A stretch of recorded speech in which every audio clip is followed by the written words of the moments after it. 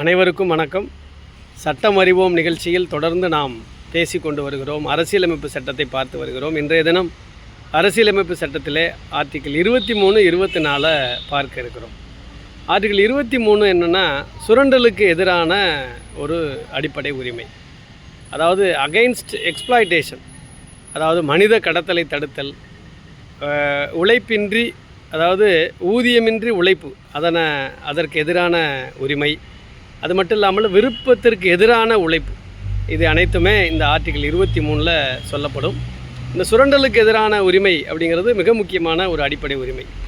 இதில் மனித கடத்தல் அப்படிங்கிறத ரொம்ப முக்கியமாக பார்க்கணும். இதில் மனித கடத்தலாக இருக்கலாம், குழந்தைகள் கடத்தல், பெண்கள் கடத்தல், இது அனைத்துமே தடை செய்யப்படுகிறது.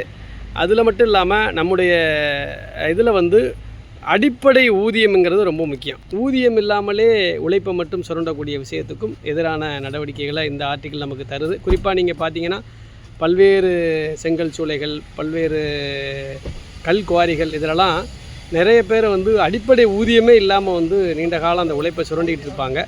அந்த மாதிரியான விஷயங்களை இது தடுக்குது. அது மட்டும் இல்லாமல் மனிதனுடைய உழைப்பில் விருப்பத்திற்கு எதிரான வேலையை செய்ய சொல்கிறது அப்படிங்கிறது, இயற்கைக்கு மாறான அந்த மாதிரியான வேலையை செய்யக்கூடியதையுமே ஆர்டிக்கிள் 23 தடுக்குது. அந்த விஷயத்தையும் நம்ம இதில் பார்க்குறோம். அது மட்டும் இல்லாமல் கட்டாயமாக ஒரு சில இதில் மட்டும் எக்ஸப்ஷன் சொல்கிறாங்க. இதுனா கட்டாயமாக அரசாங்கம் சில எக்ஸப்ஷன் மூலமாக சில பேரை சில பப்ளிக் சர்வீஸுக்காக யூட்டிலைஸ் பண்ண முடியும். இப்போ இராணுவத்திற்கு ஆள் சேர்ப்பாங்க. இராணுவத்திற்கு ஆள் சேர்க்குறதுங்கிறது கட்டாயப்படுத்தும் பொழுது அதில் 23 வயதுக்கு மேற்பட்டவர்களை நம்ம கட்டாயமாக அதில் இன்செர்ட் பண்ணி தான் ஆகணும். அது இதில் எக்ஸப்ஷன் ஆகுது.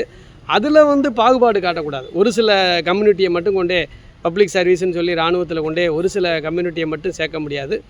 எல்லாரையுமே அதில் பாகுபாடு இல்லாமல் அப்படி சேர்க்கணும். ஒரு அரசாங்கம் பப்ளிக் சர்வீஸுக்கு ஆள் எடுக்கணும், கட்டாயப்படுத்தப்படுது, உழைப்பை எடுக்கணுங்கிற முடிவு எடுத்துட்டா அதில் எல்லா ஜாதிக்குமே அதில் ஒரே மாதிரி பாகுபாடு இல்லாமல் ஆள் எடுக்கணும். அதில் ஒரு ஜாதியை போய் கட்டாயப்படுத்துறது கூடாது அப்படிங்கிறது இந்த ஆர்டிக்கிள் 23. ஆர்டிக்கிள் 24ங்கிறது எல்லாருக்குமே தெரியும். 14 வயசுக்கு உட்பட்ட குழந்தைகளை கடுமையான வேலைகளுக்கு உட்படுத்தக்கூடாது. கட்டாயமாக அவங்களை படிக்க வைக்கணும் அப்படிங்கிறது தான் அதனுடைய நோக்கம். ஆர்டிக்கிள் அதில் நமக்கு 2009 ரைட் டு எஜுகேஷன் ஆக்ட் வந்துச்சு, கட்டாய கல்வி சட்டம். 14 வயசு வரையில் கட்டாயம் குழந்தைகளை 10ஆம் வகுப்பு வரை படிக்க வைக்கணுங்கிறது அந்த சட்டத்தோட நோக்கம். அப்போ இந்த ஆர்டிக்கிள் என்ன சொல்லுதுன்னா, குழந்தைகளை 14 வயசு முடிகிற வரைக்கும் கட்டாயம் படிக்க வைக்கணும். அதுக்கப்புறம் நீங்கள் வேலைக்கு அனுப்பலாம். அப்படியே வேலைக்கு அனுப்பினாலும் குவாரிகள், தீப்பெட்டி தொழிற்சாலைகள், ஹசார்ட்ஸு, ரொம்ப அபாயகரமான வேலைகளில் இன்செர்ட் பண்ண முடியாது அப்படிங்கிறத இது நமக்கு தருது. இதனுடைய நோக்கம் அனைவருக்கும், குழந்தைகளுக்கு கட்டாயம் 14 வயசு வரை கல்வி தரக்கூடியது. அடுத்த ஒரு ஷரத்தில் நம்ம பார்ப்போம். நன்றி, வணக்கம்.